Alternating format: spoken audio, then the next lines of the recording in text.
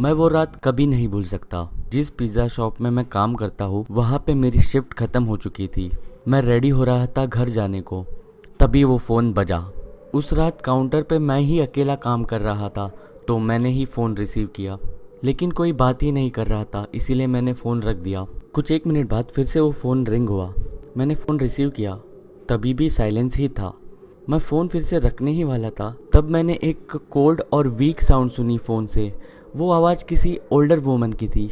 उसने कहा उसे रेगुलर चिकन पिज़्ज़ा चाहिए। मैं फ़ोन पे तो शांत रहा, लेकिन अंदर से तो मैं उस बूढ़ी औरत को गालियाँ दे रहा था। मैं अपनी शिफ्ट ख़त्म करके घर जाने ही वाला था, तभी उसका फ़ोन आया था। मैंने अपने बॉस को कहा कि कोई तो पिज़्ज़ा डिलीवरी ऑर्डर कर रहा है। मेरे बॉस ने कहा मुझे वो पिज़्ज़ा डिलीवर करना होगा। पहले तो मैं बहुत अपसेट हुआ, लेकिन मैंने सोचा कि मुझे इसका टिप भी मिलेगा, और बूढ़े लोग बहुत ही ज़्यादा अच्छी टिप देते हैं। मैंने एड्रेस नोट डाउन किया और मैंने उसे कहा कि मैं वहाँ पे जल्दी आ जाऊँगा, लेकिन उसने पहले से ही फ़ोन कट कर दिया था। वो काफ़ी स्ट्रेंज था और रूड था। मेरे बॉस ने मुझे डिलीवरी के बाद घर जाने को कहा, क्योंकि वापस आने तक तो पिज़्ज़ा शॉप बंद हो चुका होगा। तो कुछ 11 बजने से थोड़ी देर पहले ही मैं अपने गाड़ी में बैठा और पिज़्ज़ा डिलीवरी करने के लिए निकल गया। दिए हुए घर का एड्रेस काफ़ी शांत जगह पे था। जीपीएस की मदद से मैं एड्रेस लोकेशन पे पहुंचा। वो काफ़ी शांत और 1 फ्लोर का घर था।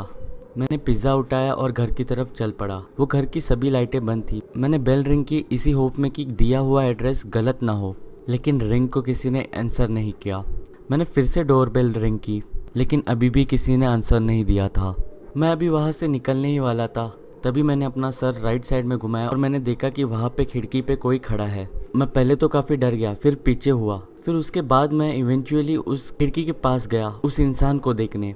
वो एक बूढ़ी औरत थी, मिड 70s में।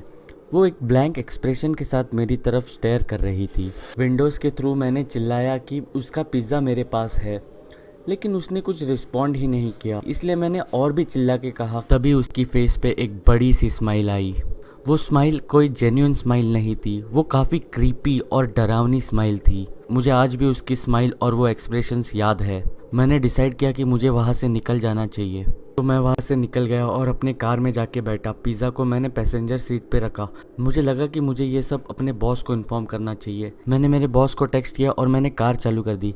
बस एक बार मैंने राइट साइड में अपनी नज़र डाली। मैंने देखा कि वो औरत पैसेंजर सीट के विंडो में मुझे अभी भी देख रही है, वही सेम स्माइल और एक्सप्रेशन के साथ मुझे स्टेयर किए जा रही है। ये देखते ही मैंने वहाँ से अपनी कार बड़ी तेज़ी से भगाई और मैंने पीछे मुड़ के भी नहीं देखा। इसके बाद मेरे बॉस ने मुझे कभी लेट नाइट डिलीवरी